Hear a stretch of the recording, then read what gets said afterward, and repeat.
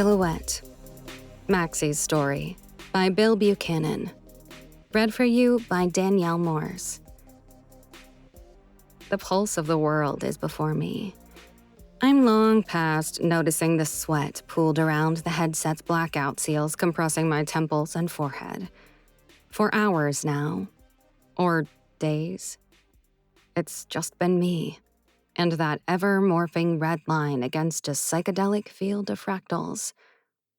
I am the line. The fractals are everyone else. Their emotions are pulled in from the OmniNet in read-only mode and translated as color, assaulting me and causing me to change and dance. Mostly, I can dodge, and the feeling of perpetual chase acts as a constant IV drip of adrenaline. On the occasion, I cannot solve the color puzzle. My line is subsumed and transformed into something new. The corresponding feeling is something between ecstasy and searing pain. And I want more. After another epic, there's something new on the screen in the lower right corner.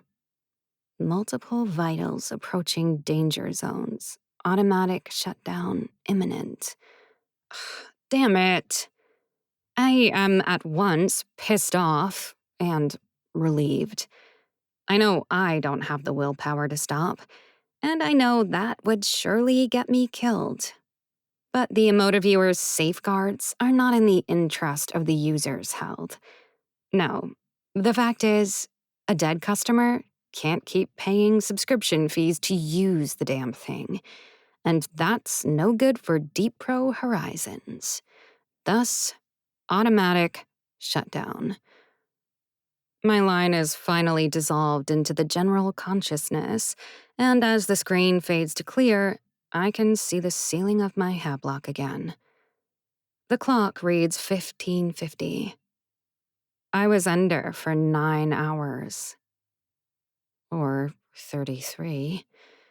Had to be one of the two.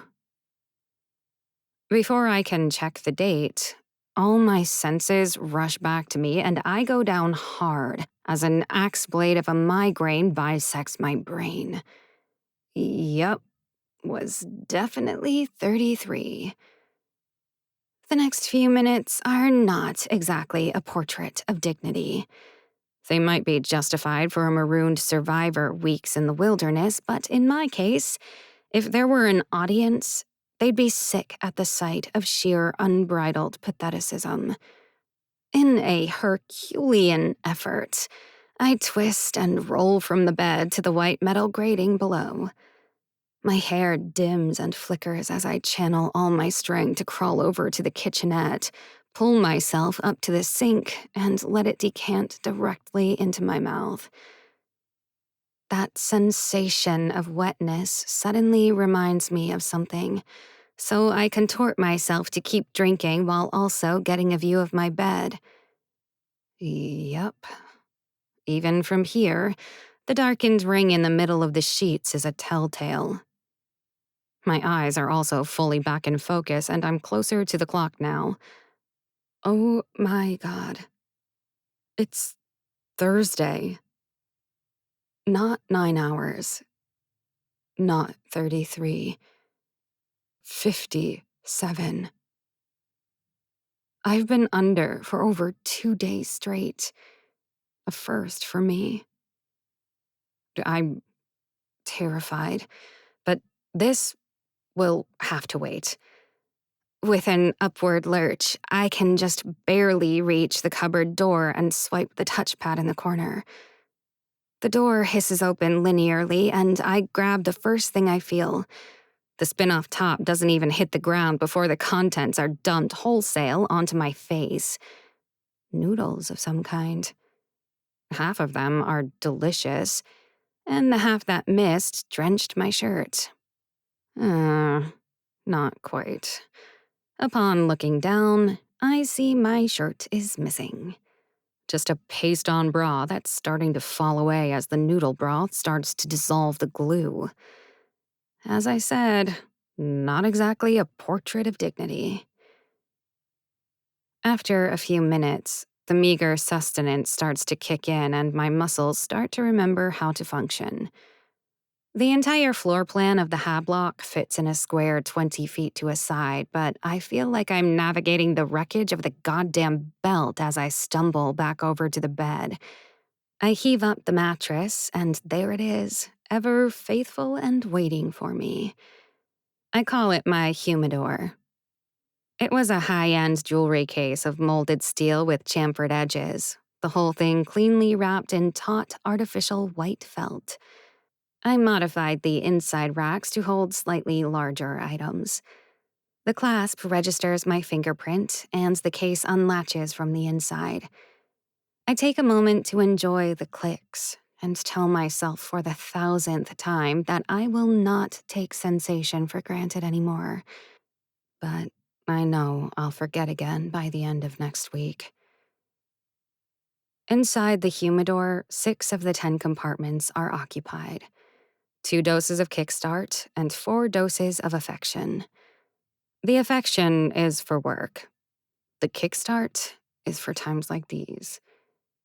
I inject the needle into the meatiest part of my thigh, and the cyan liquid quickly disappears from the barrel of the syringe. I can feel the pain centers throughout my body start to flicker in and out, like an ornery engine struggling to turn over. After about 30 seconds, it finally does, and I feel a flushing sensation throughout my entire body. Did I hear an angelic chorus? I am a new woman. In the shower, I contemplate what's up next. I need to clean up the hablock, bed sheets, noodles, etc. Then I'll need to apologize to Marv for missing work last night. The skis won't fire me. Not while he thinks he has even a remote fraction of a chance with me. I'll probably also need to hit up a local clinic after this kickstart wears off, unless the frenetic bitch mother that is infusion circuitry decides to give me a pardon on this one. And after that, well, after that, I need to catch up with my sisters. In front of the mirror, I rake my hair to one side and decide on pink. With nothing more than a thought, it stiffens in place and changes from auburn to bubblegum. I guess I lucked out with my alts. Some people end up with unsubtle features or positively macabre eyesores. I got synthetic hair. The closet door pockets itself in the wall with a shunk, and I push aside all my plain clothes to reveal my true identity hanging in the back. A shin-length trench coat made of shimmering drab green pleather. Lastly, from the top drawer of the dresser, I withdraw my sensory deprivation mask and my Arclight Mini. I sling them on my belt, one at each hip, and then flourish the coat to conceal them. Half the lighting in the elevator is either burned out or covered in flyers. I keep a hand on the hilt of the Mini during the entire ride, just in case the guy tweaking out in the corner makes a move. He doesn't. He just blurts out obscenities in perfect cadence with the stripes of light that scale my body as the floors pass by. Tonight, the sky is absolutely clear. With no clouds to provide diffusion, the dying OmniNet satellites are shooting stars against a backdrop of Stygian blue. It's on rare nights like these that I can look to those fireflies dancing fast and free all those miles above Rook City. For a moment, I don't feel quite so claustrophobic. Then a grav bike whirls past, kicking up my coattails. A rebel yell catches up to it in Doppler distortion, and I'm yanked back down to the streets. I pop my collar high, take on a confident composure, and merge into the crowd. The sun has just set, so it's not completely shoulder to shoulder yet. It'll be about a 15-minute walk through Arcadia, so I find a stable lane of foot traffic and check my messages. A yellow chiron forms on my retina, containing the waveforms of the missives. Want the gains without the hassle? McClellan's is restocked on Bump. Stop in our Delmont location today and delete. The next one is a stern-looking woman with tightly bound hair and eyes of pure cyan. It's Tess. Maxine, attached is an engram pertinent to your next assignment. Sure enough, there's a hash attached with level 1 encryption. She's the boss. Save. The next one is Marv. Maxie, you're lucky I don't come down to that hablock and blowtorch. Delete. Deepra Horizons offering a bulk buy. Commit to a 3-month subscription at 25% off. Save. Coincidentally, I feel a flash of fatigue, and my knees almost buckle. When I stop dead in my tracks, several people bump shoulders, their momentum unchanged. Their low-grade cursing at me isn't unwarranted. I leap side rail into the nearest alleyway and let loose those noodles from earlier. The initial shock has passed, but I feel wholly different. I feel weak. I'm lightheaded, and it's all I can do to stand back up.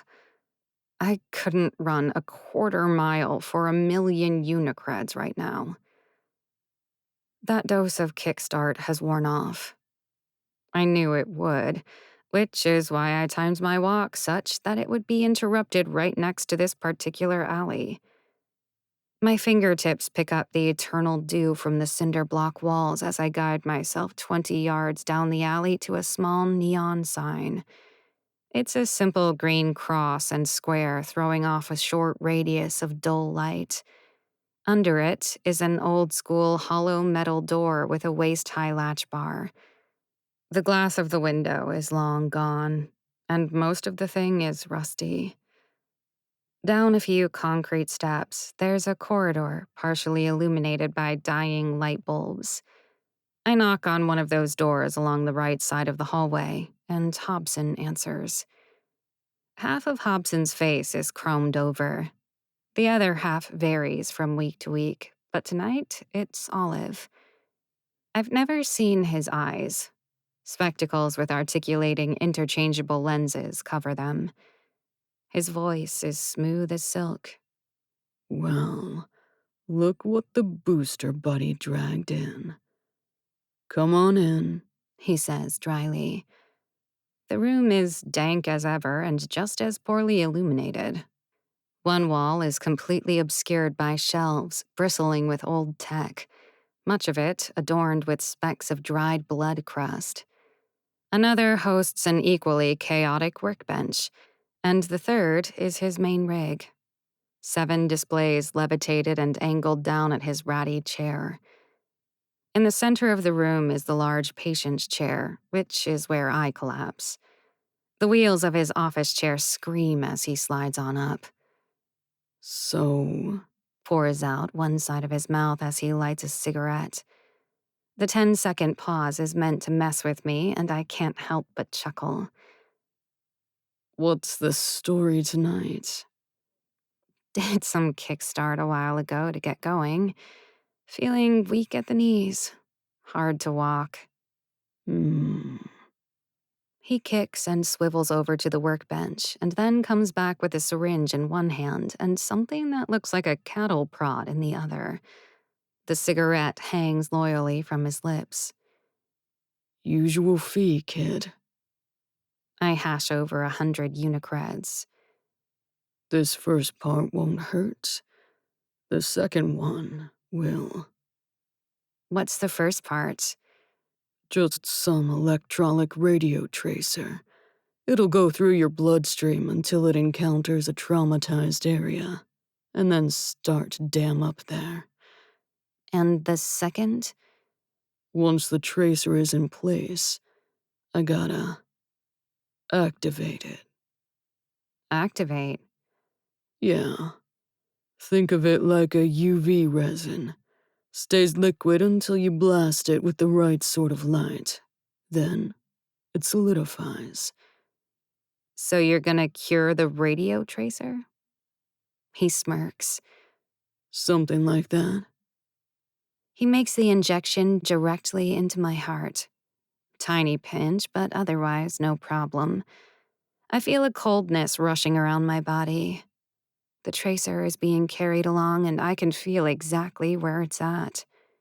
Seconds later, it stops moving, down at my knees.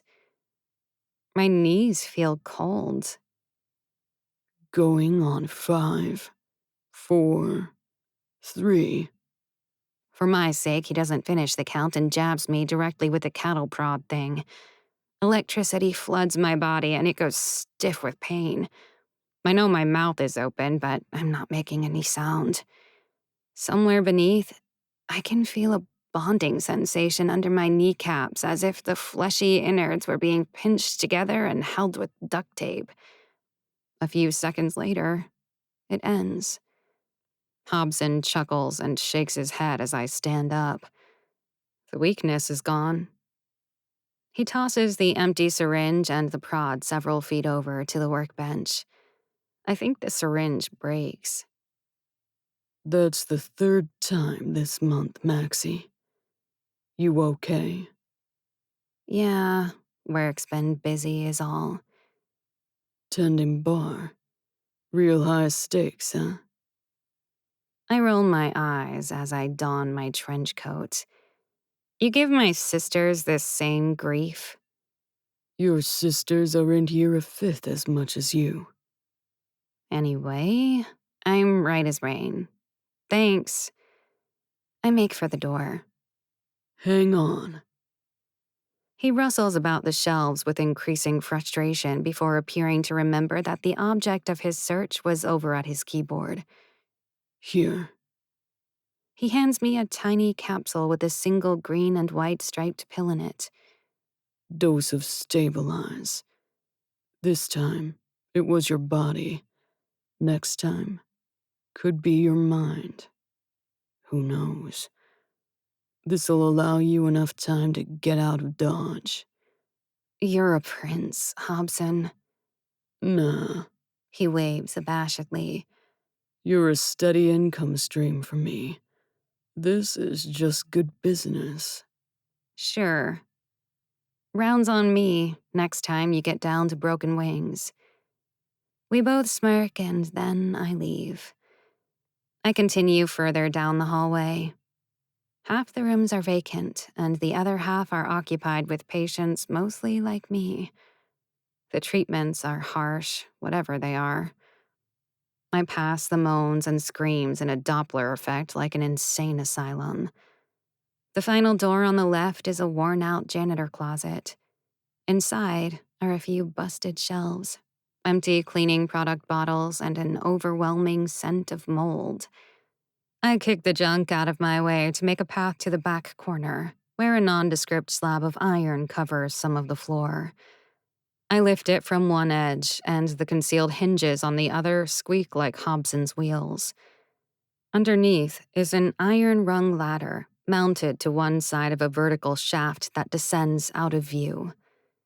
The descent takes a solid minute and ends in a naturally hewn tunnel. A series of tunnels, actually. They were dug out as an intentional labyrinth with loops and dead ends, such that only a person with the solution memorized would be able to reach its exit. That's me, and I do. I make a final turn left, and suddenly the tunnel opens up into a cavernous railway exchange station.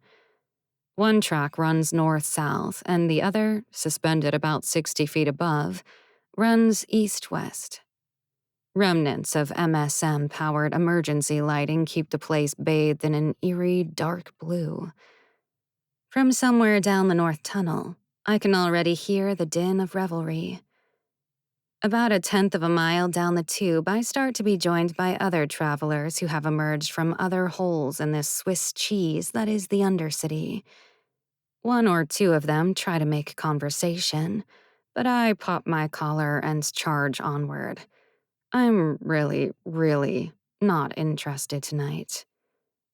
Finally, the throng of us reaches the massive open archway blasted through one side of the tube. Overtop the archway, stitched in green neon tubing, is the welcome sign. Earthward. We enter like pilgrims to a temple.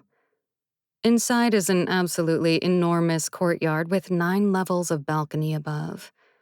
Somewhere in the guts of it, there's an embassy tending to the music and laser light shows on the ceiling some 200 feet above. The main open area is faux cobblestone, littered with ramshackle kiosks of all shapes and sizes. The perimeter walls are lined with steel pocket doors, storefronts, and open hallway entrances which go off to the deep places in Earthward. Even from down here, I can see that one section of the perimeter on the second floor is pure glass panes, behind which are exotic dancers in varying states of undress. There are thousands of people here. I'm nobody. Good. Hawkers ply their wares at me as I push through the bustle. The sensation is a lot like Hobson's hallway, actually.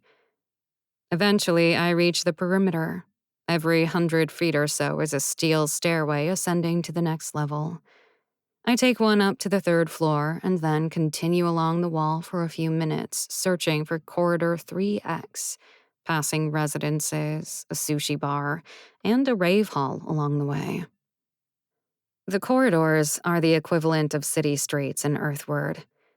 I need to take 3X down past 5 intersections to get to Broken Wings. The hallway is only 6 feet wide and plated in steel slabs with rust weeping up from the floor, which drink in a lot of the already meager incandescent light. For the most part, I pass brutally geometric sliding doors. Residences. Every so often, one of them is larger or windowed. Businesses. At one point, some slob in a pink tank top knocks shoulders with me and tries to start something, but I proceed onward at the same pace. He follows me and continues his roostering, so I whirl around and introduce my arc light to his forehead. Fuck off! He does. Finally, I arrive at a pair of double doors painted with a pair of mirrored feathered wings. They whoosh open as I approach to reveal a saloon done up in ultra-white and lavender. A dozen tables surround a mirrored dance floor, and all of it is flanked by not one, but 2 bars. Over the noise of the place comes a chirping voice. "Maxie!" shouts Ember, bouncing over to me with her usual exuberance. Her eyes are solid glowing orange with no irises, and her hair matches. Allegedly, she was named while still in the womb, and the whole vibe was a coincidence. But I call bullshit, because a crow's foot always emerges from the corner of her right eye whenever she tells the anecdote. Anyway, she sure can drink. Not bad in bed, either. I like Ember. Hey, need you at about a 7 tonight, okay? Still coming down hard from the emotiviewer. Ugh, she admonishes me. That damn thing will be the death of you. Come on back. Everyone else is here.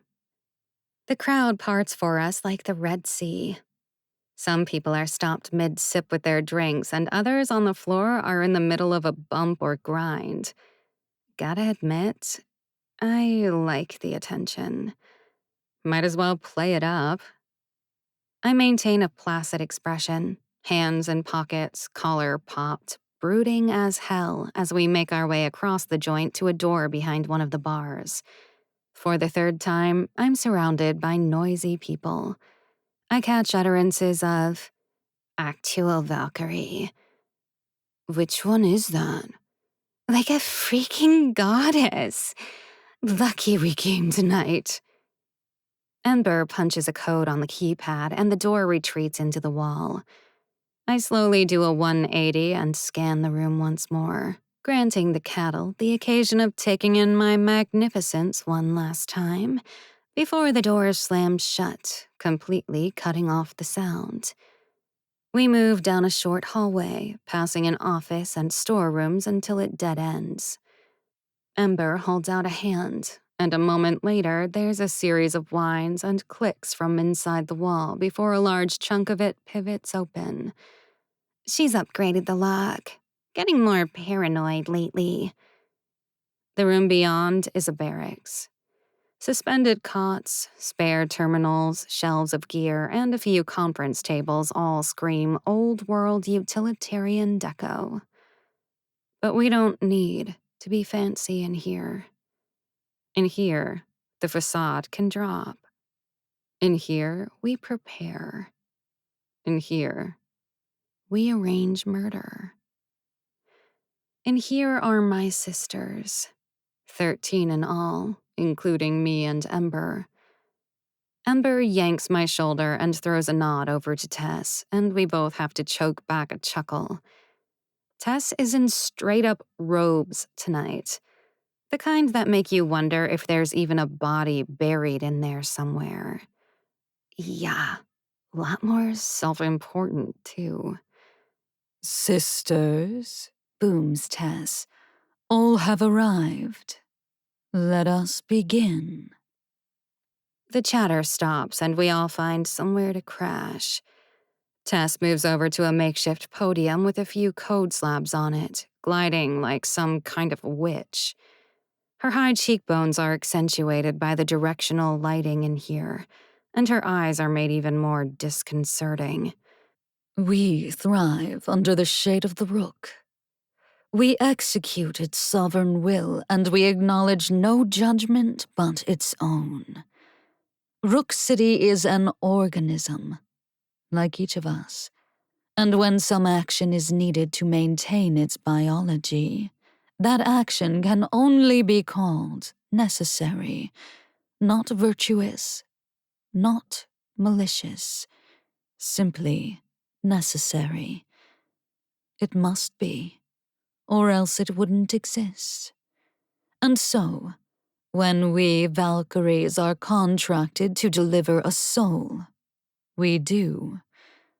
The burden of justification lies not with us, but with the contract provider. We are instruments of balance.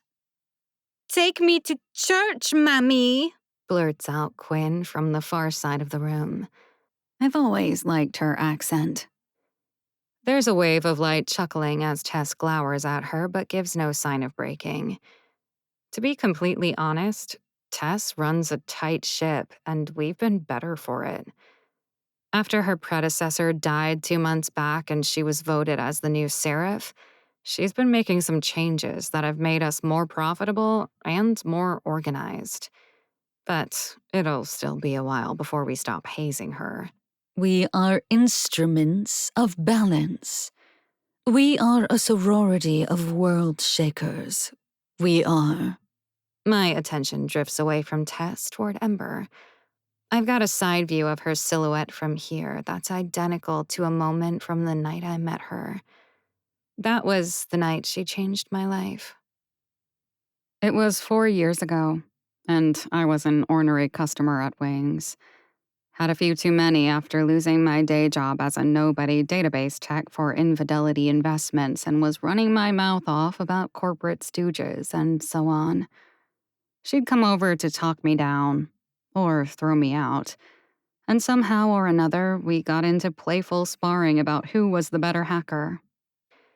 We got into a bit of light sink bashing to see who could burn who first, and when I won, despite my condition, her face registered genuine surprise before melting into flirtatious bemusement. She poured us each shots of something glowing pink, and we partied a while more before she took me home. It was later, in the wee hours, laying next to her beneath the undulating blue light of her hablock, that I caught that silhouette.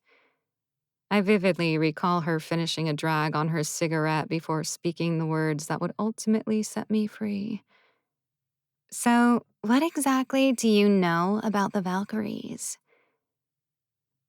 I think Tess has been going through current events, budgets, and other buzzkills. Ember finally notices me staring at her just as Tess's voice snaps upward to the next agenda item. One Jerome Castillo has been sent for, and so he shall be delivered, proclaimed Tess. And so he shall be delivered, mutters everyone else in unison, including me. Quinn, Maxine, Layla, and Ember, you'll be the chorus for this one.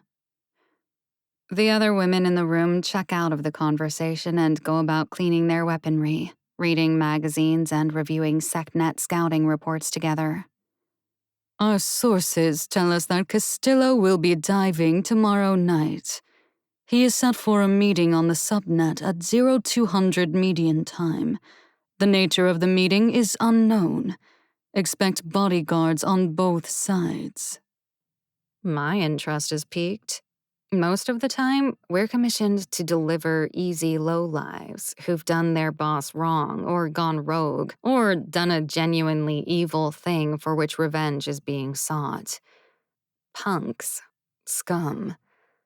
Also, who the hell goes all the way to the subnet just to have a conversation?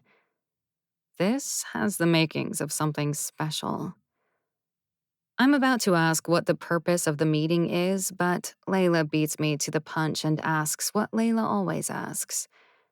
What's the take, Tess? Tess looks to Layla and hesitates. Bulk 250,000 unicreds. Hot damn. The four of us audibly catch our breaths. Even with Tess taking her broker's share, that's 50,000 unicreds each. Not enough to retire, but surely enough to shave off 10 years. I've already provided one of you with Castillo's engram. The source is reliable. Get it done, and then come back to Wings. We'll do payment through slabs on this one, due to the massive quantity involved. Tess floats over to some other sisters and begins briefing them on their assignment, leaving the four of us. I shelve the idea that she's not telling us something. After all, that's the very structure of our operation. She never tells us anything other than the mark, because we really shouldn't need anything more than that to deliver them. But something about this contract has Tess on edge, and in 4 years, I've never seen her confidence waver. Not once. Layla's giddy. Ember and I have raised eyebrows at each other. Quinn has a leg up on the table and is toying a plasmedge knife. She's first to speak. So, who has this Burrow's fingerprints? That'd be me, I reply. Level 2 encryption at the moment, though. Can't see him. Told ya. Paranoid, Ember chimes in. Crack it open tonight. Get it out of the way, poses Quinn. I'll be in the prayer circles on this one. I did all the diving last time, offers Layla. She's not wrong. Yeah. Quinn, you with me? Ember, you with Layla? All nod. Let's go, I conclude. It's unfortunate that we can't do any Omninet diving in Earthward. Physics have been bent pretty hard, but there's really no getting around the fact that 1,000 feet of Earth will block wireless transmission. There was an initiative years back to install a relay router down here with a cable running up to an antenna at the surface, but having a single point of throughput would have provided the law with the ability to narrow down hacker locations and put Earthward in danger. Ultimately, it was determined to be more risk than reward. And so, we make our way back up to the streets through a clandestine network of service tunnels. Along the way, Ember strolls up beside me. Saw you earlier. It's been what? 4 or 5 months, huh? Wanna come over today after this is done? I would love to, but we need to prep. Can't take anything for granted on this one, not with the payday at stake. Rain check for tomorrow after the job's done? Celebrate? I'll hold you to that, she says with a smirk. We're nearing the top of the understructure, probably a few stairwells away from street level, when from up ahead, Layla proclaims suddenly, "It's half off tonight at Bacchanalia. Do the dive there?" Sure. Just remember it's a short night, I reply. Crack Tess's hash open and get home to prep for the gig tomorrow night. Something doesn't smell right. Think as much contingency as you can. I stop short in confusion as I can see Quinn and Layla have stopped walking and are in power stance. As Ember and I come up to them, we can see the problem. 20 feet up, leaning against the tunnel walls, are 6 oily punks with multicolor mohawks and bright orange pants. Beyond that, they have no commonality. Some seem to have used blood as war paint. One has a massive spiked pauldron on his left shoulder, and another is wearing triangular sunglasses. In an underground tunnel. Stupid. Blitzers. Disgusting. Get her done, Crumb. Show us what you got. The youngest among them steps forward, lanky and unsure. The gat in his hand almost seems too heavy for him to lift. Layla's countenance has completely changed. I've always pegged her as being just a few % on the insane side. Earlier, her long hair swayed and bounced as she scouted ahead. Right now, her gaze alone could kill. Stand down, boy. This is not going to go like you hope. The other blitzers guffaw and goad on Crumb, and one of them actually shoves him forward toward us. You all drop your bliss and your guns, and maybe we'll let you live. I hear Quinn side whisper to Layla. Green one. Initiation. We should give him a chance. Layla is silent. One of the big ones enters the ring. You heard the lad. We got you slits outnumbered now, don't we? Hand it all over. He presses a button on his Apex Lancer rifle and a high-pitched whine momentarily fills the air. 3 others follow in suit. The last one lifts up a truly massive sword from the ground. All of the blade's 5-inch width hums to life and glows orange. Crumb has finally managed to level his pistol at us. I sense my sisters using their peripheral vision to survey the area. Plenty of debris around, collapsed chunks of tunnel wall. You will die here. Right now. If you keep this up any longer, asserts Layla. Crumb hesitates, and the other 5 leap into action. The air is aglow with laser fire from the Apex rifles, and I see the shapes of my sisters diving for cover, as do I. The one with the sword is shouting out some kind of bizarre poetry about anarchy, and at the end of each stanza, the rest of them reply with a guttural sound. After the initial volley, we all spring into the open. One of them drops his rifle, screaming, and grabs his head. I see Ember in concentration and realize she's spiking him. Layla's raining down lead with 2 hand cannon pistols. Quinn has crossed her washikaze with the Howler's power sword, throwing off showers of sparks with every clash. My arc light tags that one in the leg, lending Quinn some advantage. Crumb is half hunched with his forearms covering his face. The Howler redoubles his concentration and continues shouting as Quinn presses her attack. The soldiers drop to one knee, emboldened, and continue to put down suppressing fire. While darting to another position, one of the beams of light pierces Layla's arm, but she doesn't scream. She doesn't even seem to acknowledge it. What she does is stuff the punk's head full of rounds.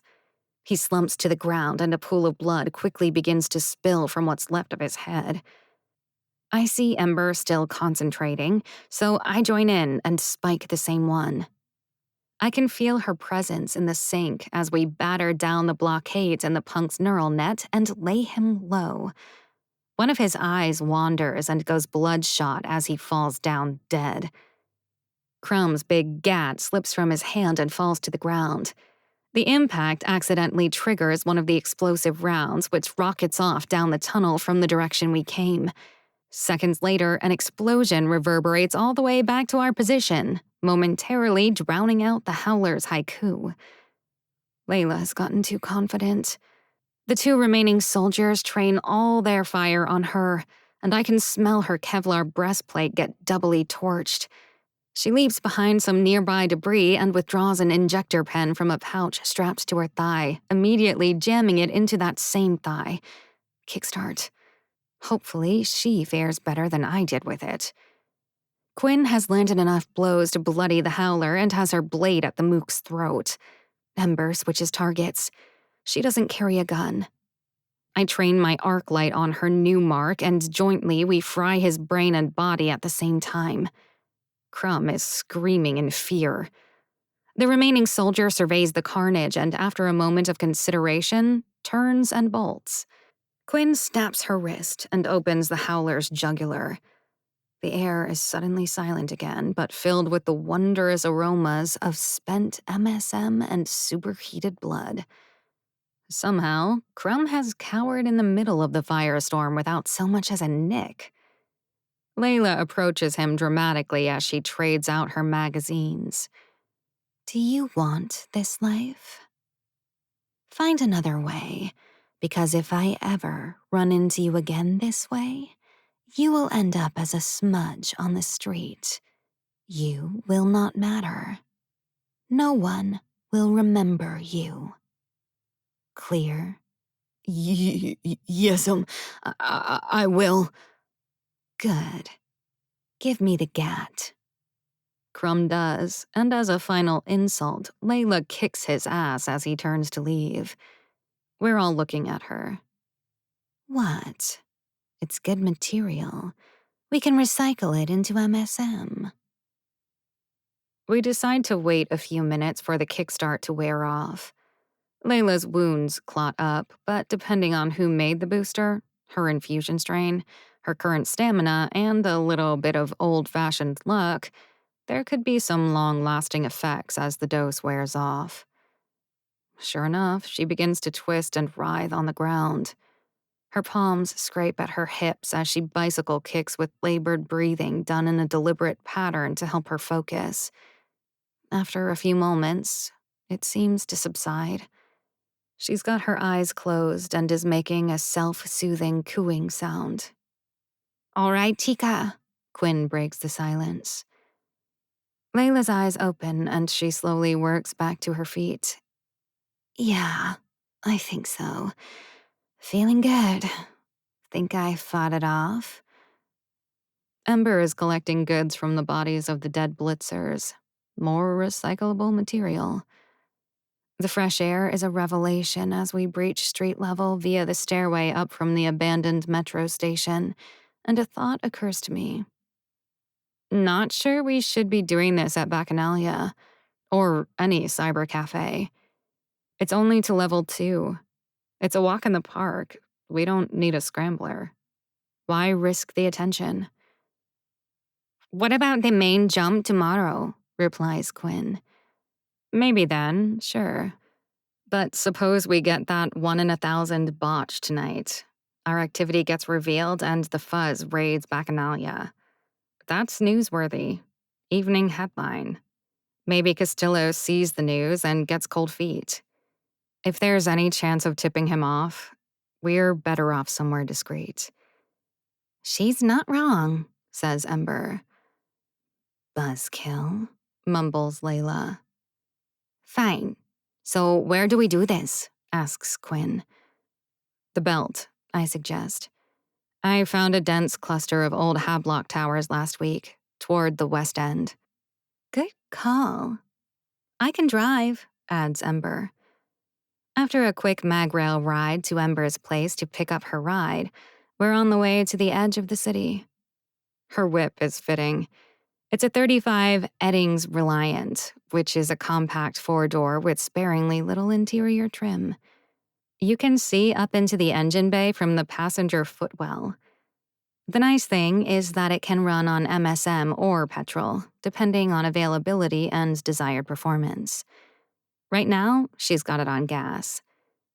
What makes it Embers, though, are the crudely painted tongues of fire running from the front quarter panels all the way back to the taillights. Quinn and Layla are in the back seat, talking about something or another. Really, though, Ember starts suddenly. This emotiviewer thing is starting to scare me. I get it, and thanks, but I got this. No, you don't. You showed up for a conclave hungover. How long was that trip? I can't answer. How long? Look, any of these days could be our last. The OmniNet could go dark. We could get busted. Hell, those blitzers' buddies could hunt us down. Why not suck as much marrow from the bone as possible while we still can? If you truly believed that, she interjects, you wouldn't have said no to me earlier. I briefly lock eyes with her. Can't argue. So she continues, but with a little less gravity.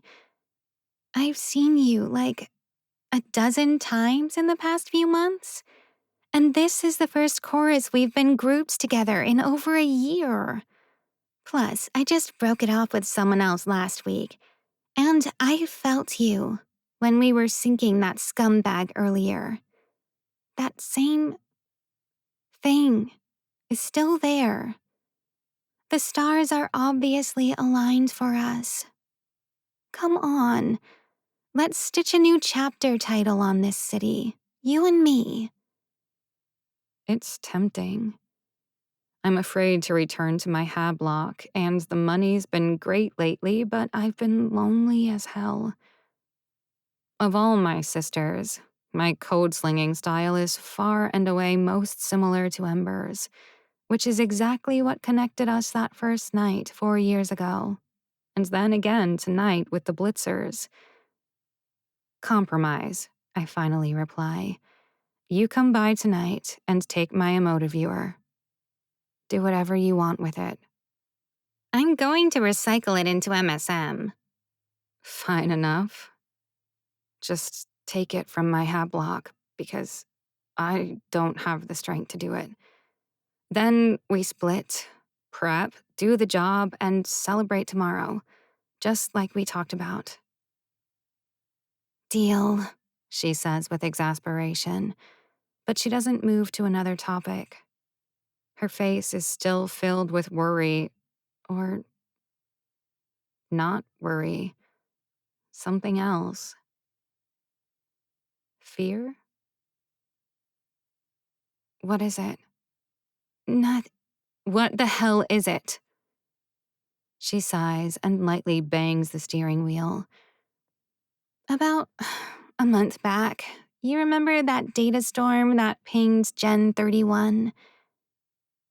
Yeah. My gut suddenly twists into a pretzel. She doesn't finish. Can't finish. Doesn't need to. She steals brief looks at me while keeping the car straight, and I know the truth. I whisper it for her. Cyber necrosis. Yeah. God damn it, Ember. I'm so sorry. I pathetically offer, my voice starting to break. We both maintain eyes forward to keep from raising the attention of the two in the back. No one knows yet. Not even Tess. Once again, I'm thinking back to that night she saved me, and my eyes are now fully welling up. I understand. So, I mean, Nothing. There's nothing you can do other than let me handle it in my own way. I need you to act as if it's not happening. I want to maximize these next few months, I need you to kick ass tomorrow, and then I want to get out of Rook City with our takes. I'll explain it to everyone. They'll understand, okay? My mouth is agape as I try to process all of it. I thought I liked her. I'm realizing that maybe I actually love her. Okay? The terseness makes me jolt my gaze to look at her. There's that silhouette again. Beautiful against the raindrops on the window, refracting a rainbow of neon from the outside world. There's so much serendipity at play, making this especially cruel. I've never met a Gen 31 except her. I've never seen someone code the way I do except her. I've never felt so biochemically connected to anyone in this synthetic world as I have to her. Still in shock, I resolve somewhere deep down to rally the pragmatic side of myself, at least for the next 24 hours. I manage a mouse-like, okay. Okay, good. Now, where's this place you found? I point out the route from the city proper into the blasted wreckage of the belt. It's a forest of steel I-beams, leaning husks of buildings and mountains of debris. The only colors in sight are black and rust.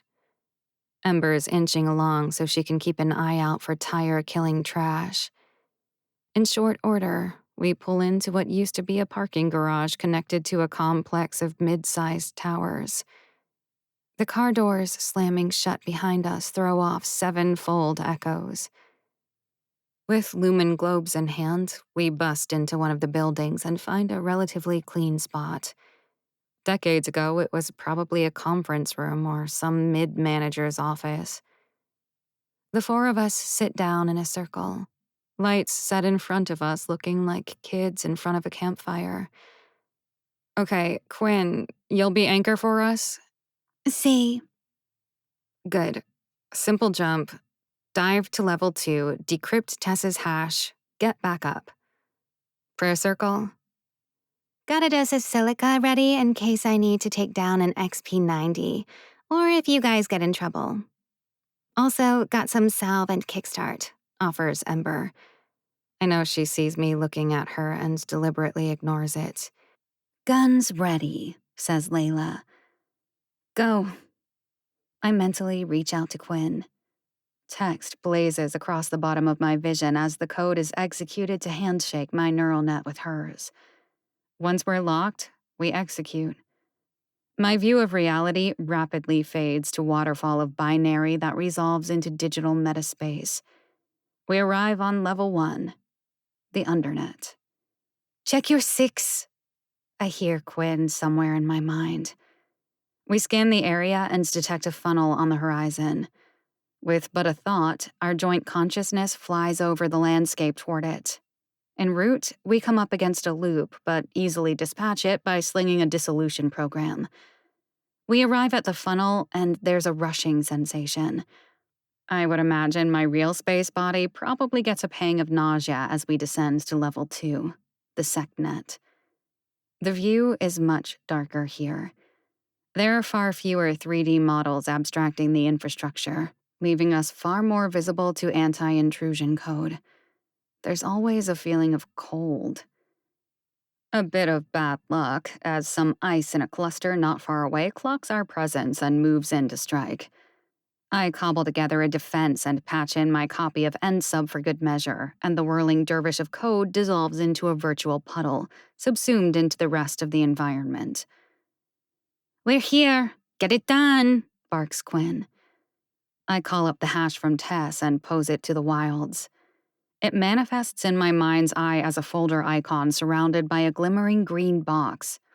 After a moment, the box dissolves and the folder animatedly explodes, its contents rushing back into my neural net. Sure enough, it's an engram for a person called Jerome Castillo. Now, I'll know whenever he's diving, and where. Right now, it's radio silence. He must be on level 0. Tomorrow, I expect to get an alert. Let's go. We fend off a few more anti-intrusion measures as we bail twice back to level 0. I'm back in the room with my sisters. That was quick, says Layla. Cakewalk. Tomorrow won't be so easy, replies Quinn. Yeah, I add in.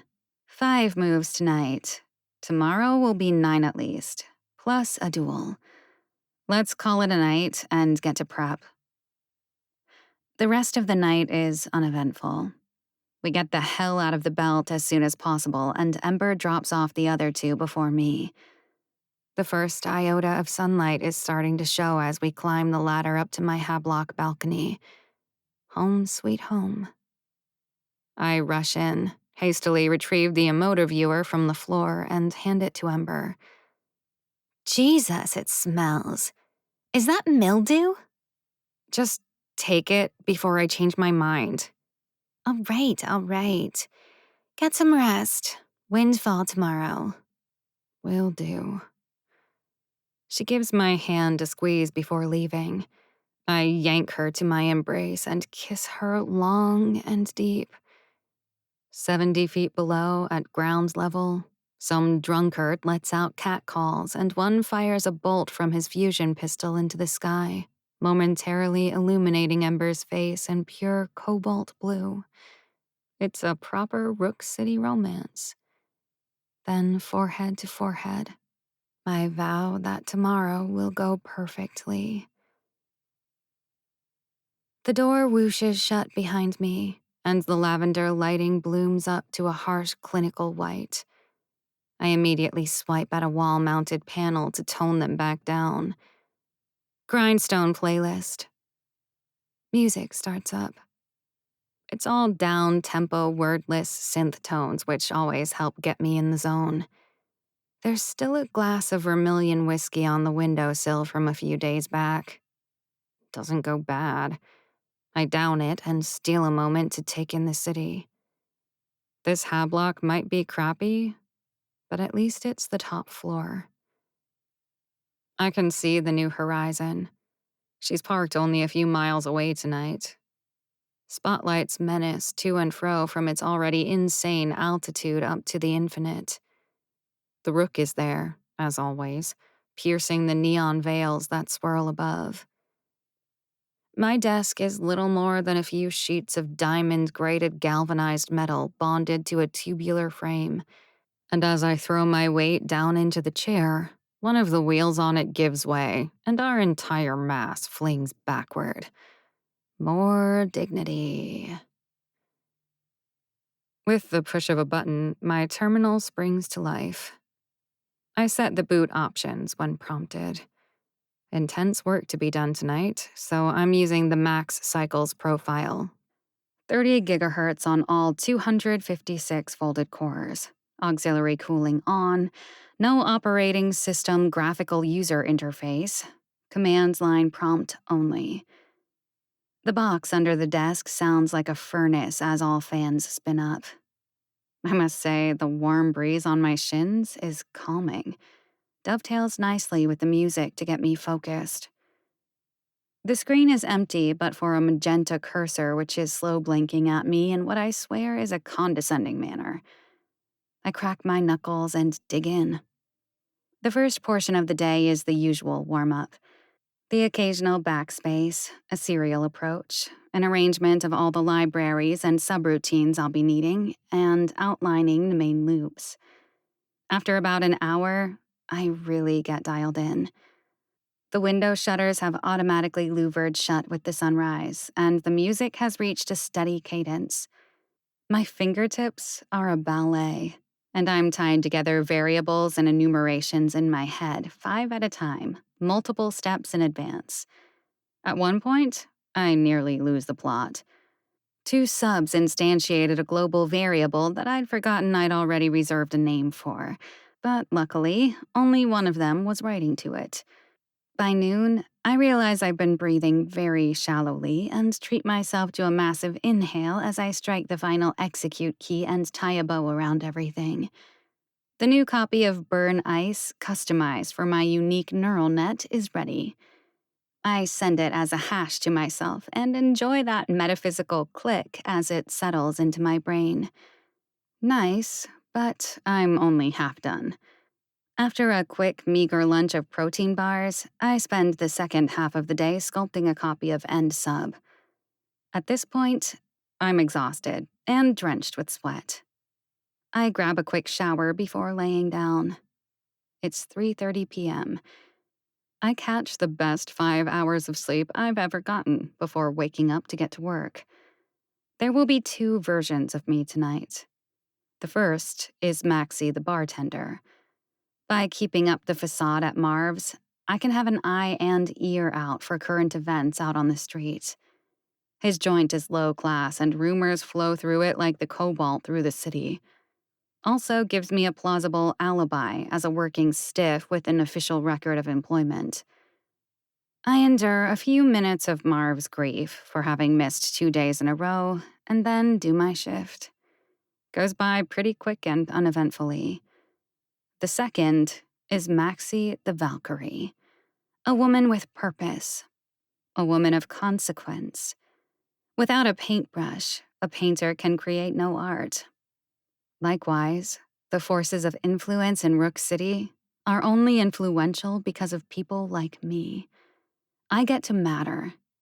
I get to get rich. And I get to do it all without the headaches of schemes and enemies. It's a great life, really. And yet, with Ember. No. Gotta focus. The job is all that matters until it is done. I pull up the engrams for my neural net for Quinn, Layla, and Ember and place an all call. One by one, their faces appear in small rectangles in my vision, each accompanied by audio waveform.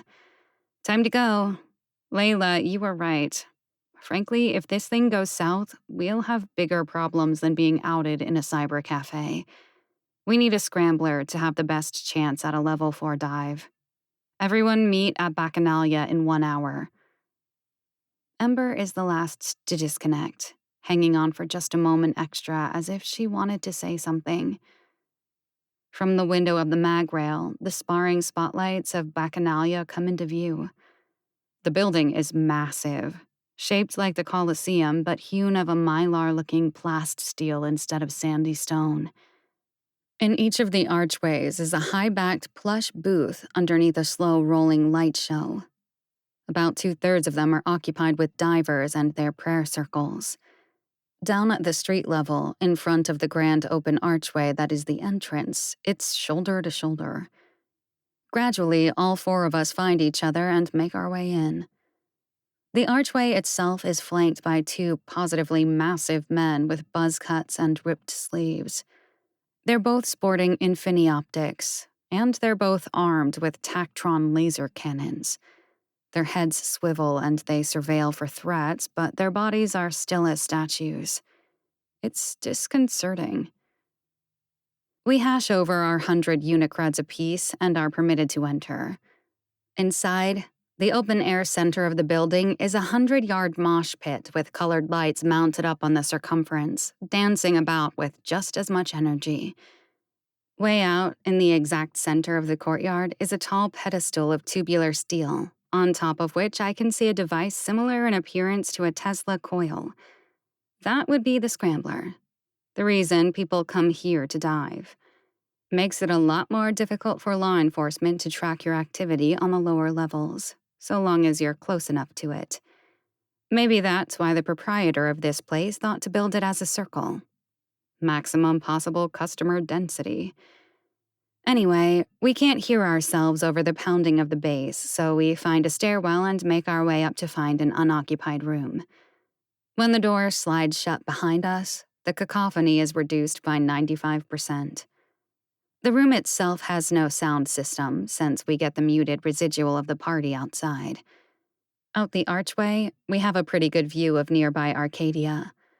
We're only 3 stories up, but the nearby slums are mostly 1 or 2, so it's a good vantage point.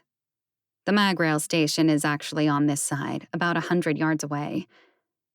Let's get staged, I order. Layla does a series of bumps and ammo checks on her weaponry. Ember appears to be organizing her neural net and ensuring her ciphers are installed. Both lay out a series of salves, kickstarts, and silicas in a neat row on the bench cushion. Quinn decides to boost up with silica now. I do not. But I do ensure the ciphers I wrote last night are locked in and ready to go. So if you screw the pooch, says Layla, the plan is to blow out this window and scale the wall, then break for the mag rail. You fuck up bad enough and the knights are on their way, you eject. If that happens and you need shoulders to lean on, I'll help Quinn, and Ember helps Maxie. In any event, we're gone in 90 seconds. Got it? Got it, we bark in unison. I love go time. Being among lethal professionals makes me feel significant. Everything else falls away. At this particular moment, there's more power in this room than in any CEO's boardroom. Even Ember and I nod to one another curtly. I clocked it. 13 minutes and 14 seconds we sat there in silence when I felt a ping in my head, like a submarine radar bogey. Curiously, it's 43 minutes earlier than Tess had briefed us. Jerome Castillo is diving. He has been marked, and so he shall be delivered. And so he shall be delivered, they murmur in response. Quinn, ready. Go. The world falls away again as Quinn and I mentally handshake. As a joint entity, we're surfing a wave of ones and zeros. I can see Castillo's form not far ahead of us. He has no beat on us since he doesn't have either of our engrams. He's got skill. We stay a step behind him, fending off ice, firewalls, and demons. We only slip once, and Quinn takes the hit for us. We tell Ember up in real space to administer salve. Castillo is flawless, which means he's either a ringer or he's expanding all of his ciphers and should be plenty softened up by the time we engage. On level 4, there's almost no virtual cover. It's a flat black plane of alien-looking symbols and roaming code beasts. Every so often, there's a box or cluster representing a server node. Castillo has tied to one of those and appears to be encrypting a hash. The time is now. Quinn and I assemble a dart of abstraction and launch at his avatar, which visibly recoils in pain. Having initiated the duel, we're now visible and known to him. Who are you? Oh God, he sighs. Close, says Quinn. I can almost feel Layla smiling up in real space. Jerome Castillo, you have been marked. We are here to deliver you, I proclaim as we spin up our next attack. Wait. We execute, and so does he. Indeed, he has some skill.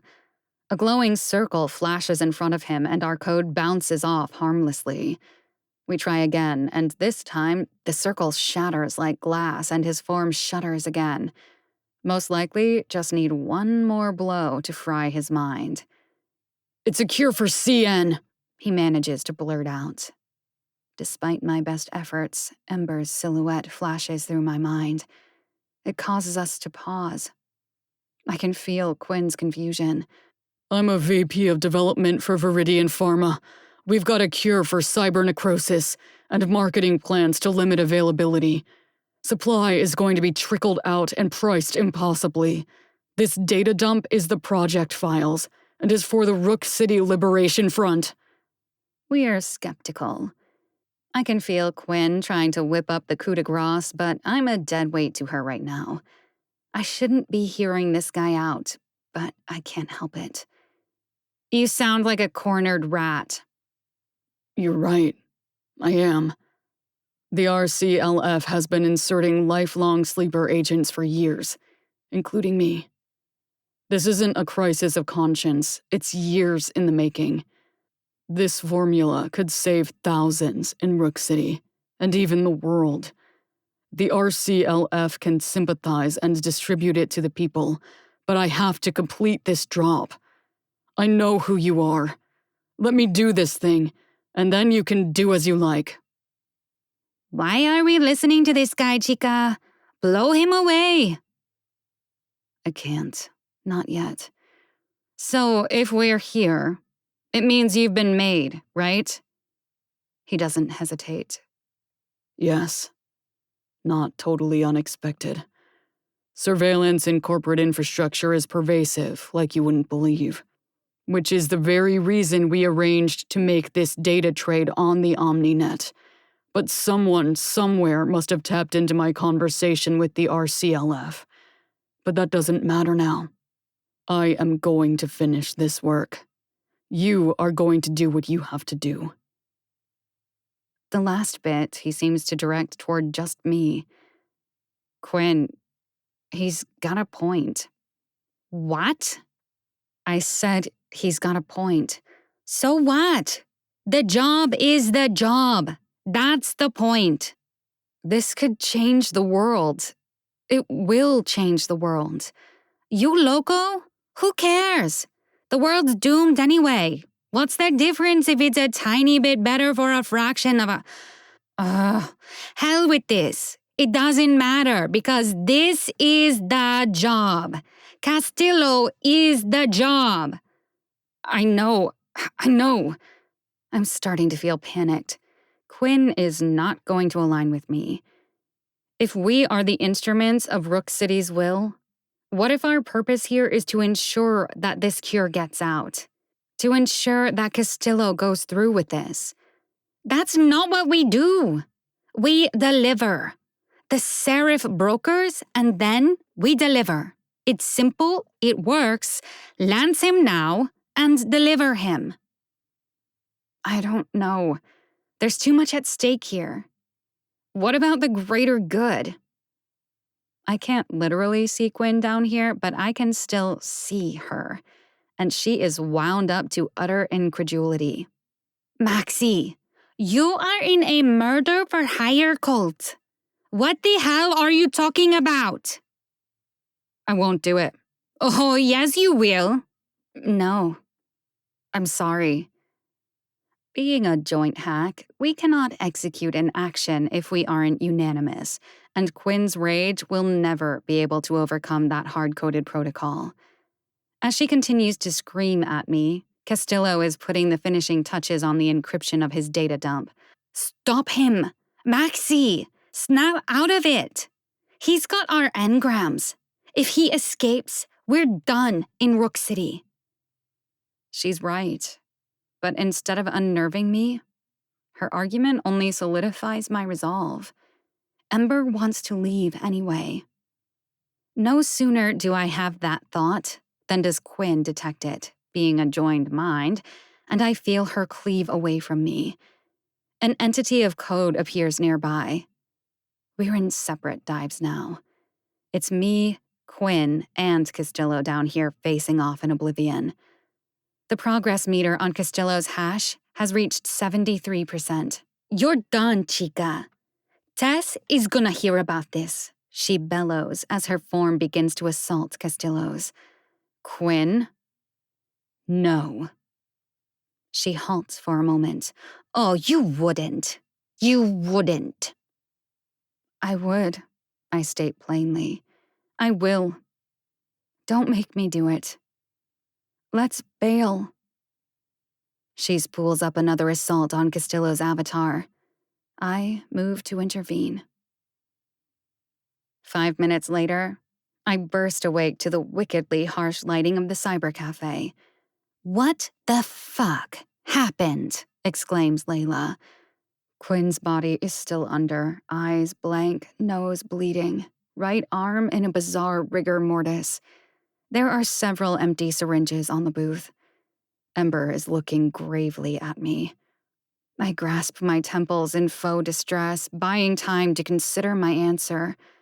I don't know how much of all that was kept in our private channel, and how much Quinn might have relayed back up to them. Quinn did not relent. I respect that. She was ready for a principled death. I put her down twice, and it's apparent to me now that Layla had been keeping her alive with her last drags of salve and kickstart. Ultimately, I held her off long enough for Castillo to finish his work. He had thanked me with a momentary optimism that dissolved as soon as I asked if he was ready. I also have to commend him. He didn't protest, didn't resist. He stuck to the moral epiphany he'd spoken of. And so, I delivered him with a burst of packet dissolvers that fried his mind. Somewhere in real space, his brain-dead body would also soon expire. Castillo's gone. It's done. But his entourage was too much. They had a hell of an anchor. There were 3 of them, and they split off one by one, absorbing all our best hits. In the end, it was just us and him, and we were nearly depleted. The fabrication comes effortlessly. Why didn't she eject? Protested Layla, bordering on delirium. Pride. You know her. Stubborn, stupid pride. Layla's gaze darts to and fro from Quinn to me. I think it's best to keep the situation in motion. We need to get out of here, right? Quinn bursts upright, sucking in the air of resurrection. Without me down there to duel her, she was finally able to eject. Hitting the easy button from level 4 is no joke. She's messed up bad, slurring words, convulsing, unable to focus on anything. Come on, let's go. The next few hours are a blur. I send Castillo's decrypted engram to Tess, who takes his lack of presence as confirmation of his death. She utters something about getting back to Broken Wings for debrief and payment. We get Quinn to Hobson's hallway and then replenish supplies as she's being treated. We agree to meet back up in 3 hours, and a knowing look from Ember tells me we need to talk. So we do. What really happened, Maxie? What the hell is going on? It got complicated. Really complicated. How's that possible? We have one task. We deliver. We don't have the circumstances. Well, this time I ended up learning the circumstances. Castillo was a good man. So? We deliver good people. We're just the instruments. Are you off your rocker or what? You better not have had some moment of weakness because of what I told you. That's just it, I chirp with surprising glee. Ember, there's a cure for cyber necrosis. What? Castillo was an executive at Viridian. They've got a cure for CN, and they were planning to market it at a ludicrous price. A price so high that it wouldn't be accessible for me. Right. And you believed this guy? Yes. Why? Because he didn't have any bodyguards or escorts, and because of the way he went out. He was at peace, almost as if he wanted to be delivered. He wasn't spinning bullshit to get me to spare him. He planted the formula for the RCLF and then didn't seem to care what happens next. There's silence for a solid minute. It's a lot to take in, but she does. I can see her face gradually softening as she realizes the implications of this night.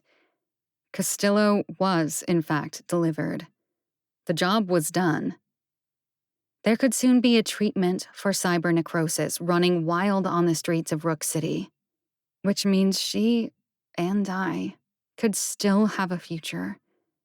It's a moment for hope. But we lock eyes and both seem to remember the one hanging thread at the same time. Quinn. We double back to Hobson's early, well before Layla will arrive. Quinn's conscious but immobile in one of the treatment rooms. She sees me enter and tries to lunge, but clearly has no strength. She's a traitorous bitch, she appeals to Ember. She tried to deliver me. I know. Quinn is frothing at the mouth. You too? Just hang on a second, I interject. We all know the score. Let's skip the outrage and talk brass tacks. Quinn, we delivered the mark. The job is done. No. The job was to deliver him before he did his little errand. And you let him get away with it, you incompetent soul. Wrong again. We delivered him, and we did it on time, as required. If he was a decoy, or Tess's intel was bad, or there's some other redundant person that Castillo entrusted to do the same plant as backup, who are we to blame? In fact, we don't know anything about any of that, do we? Because we aren't supposed to. And if we failed this job, there'll be no take. At that, Quinn's writhing pauses. Like Ember earlier, I can see the perils playing out in her head, eyes darting around like a cornered rat who knows there's only one chance at escape. So what? I ended up like this because we got beat? We didn't get beat. Castillo is dead. His escort is dead too. But it took everything we had. Ultimately, you were the hero, after I split off due to a cyber burn and you stayed to deliver the killing blow. Sometimes hacks go sideways. But that's what happened, right? Ember's staring at Quinn with rapt attention. I'm pretty sure I can taste chlorine from the tension in the air. All three of us know that the penalty for a failed job is expulsion and likely death. Betrayed or not, Quinn technically did fail, making her a liability to the Valkyrie name. And so, with a scowl, she acquiesces. On the way back to Ember's place after collecting from Tess, we pick up a few thousand code slabs and split up our takes onto them, then covered the bed, just so we could enjoy the feeling of literally swimming in cash. We feasted on sushi. We did some sink sparring just like the night we'd met. We finished a bottle of lavender tequila, and when I said Ember was good in bed, I damn well meant it. Unchanged. So much better than the emotive viewer. We don't know if or when the CN cure will hit the streets, and Rook City will have more souls to be delivered tomorrow. But for today, the last thing I see as I fall asleep is the first sliver of sunlight through the window, matching the intensity of Ember's eyes and casting the profile of her face in a perfect silhouette.